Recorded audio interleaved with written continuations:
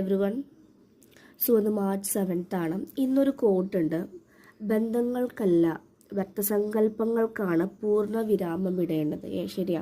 നമ്മൾ റിലേഷൻഷിപ്പിലേക്ക് കൂടുതൽ നമ്മൾ ഒരുപാട് നെഗറ്റീവായിട്ട് ചിന്തിക്കുന്നുണ്ടെങ്കിൽ അതിനാണ് നിങ്ങൾ ഫുൾ സ്റ്റോപ്പ് ഇടേണ്ടത്. കാരണം നെഗറ്റീവ് തോട്ട്സ് ഇങ്ങനെ ചിന്തിച്ച് വരുമ്പോൾ നെഗറ്റീവ് ആക്ഷനിലേക്ക് ഓട്ടോമാറ്റിക്കലി വരികയാണ് ചെയ്യുന്നത്.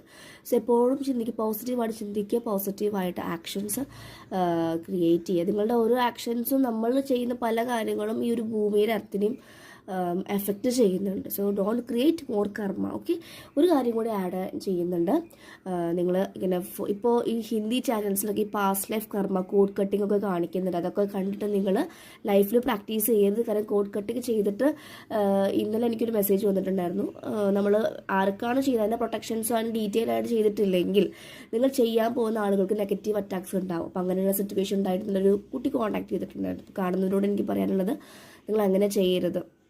ഈ സ്പിരിച്വാലിറ്റി എന്നൊക്കെ പറയുന്നത് നമ്മൾ പഠിച്ച് ചെയ്യുന്നതല്ല, സൈക്കിക്കായിട്ട് എബിലിറ്റി കിട്ടുന്നതാണ് ഇങ്ങനത്തെ കാര്യങ്ങളൊക്കെ. അപ്പോൾ അങ്ങനെ ഉള്ള ആളുകളുമായിട്ട് കോൺടാക്ട് ചെയ്യുമ്പോഴാണ് നമുക്ക് കംപ്ലീറ്റ്ലി മാറുന്നതും അവരുടെ പ്രൊട്ടക്ഷൻസ് എടുക്കുക. അപ്പോൾ കോഡ് കട്ടിങ് ഞാൻ ചെയ്ത് കൊടുക്കാറുണ്ട്.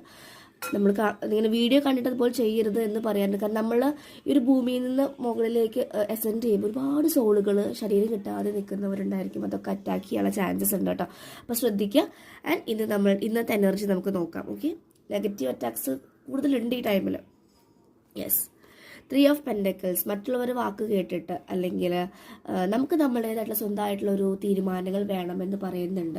അവരും ഇവരും പറഞ്ഞത് അതാണ് ശരി അല്ലെങ്കിൽ ഇതായിരിക്കും ശരി, അങ്ങനെയല്ല. അഡ്വൈസസ് ചോദിക്കുമ്പോൾ നമ്മളെക്കാളും ഏജൊക്കെ ഉണ്ടായിരിക്കാം, പക്ഷെ അവർക്ക് എത്ര സോൾ ലെവലിൽ അറിയും അത് നോക്കിയിട്ട് വേണം അഡ്വൈസസ് എടുക്കാൻ. ഓക്കെ, അപ്പോൾ 3 ഓഫ് പെൻഡക്കിൾസ് മീൻസ് നിങ്ങൾക്ക് എന്തെങ്കിലും പാർട്ട്ണർഷിപ്പോ ബിസിനസ്സോ ഒക്കെ സ്റ്റാർട്ട് ചെയ്യാൻ ആഗ്രഹിക്കുന്നവർക്കാണെങ്കിൽ നിങ്ങൾ അതിനെക്കുറിച്ച് ഡിസ്കസ് ചെയ്യുന്ന ടൈമും കൂടിയാണെന്ന് പറയുന്നുണ്ട്. 3 ആണ്. ഇപ്പോൾ ഒരു 3 ബോട്ടിൽസ് കഴിഞ്ഞത് കൊണ്ടും ഒരു 3 എനർജി എപ്പോഴും നിൽക്കുന്നത്. ഞാൻ എവിടെ നോക്കുമ്പോൾ 3 നമ്പർ ഇങ്ങനെ കണ്ടിന്യൂസ് ആയിട്ട് ഫോളോ ചെയ്യുന്ന പോലെ ഫീൽ ചെയ്യുന്നുണ്ട്.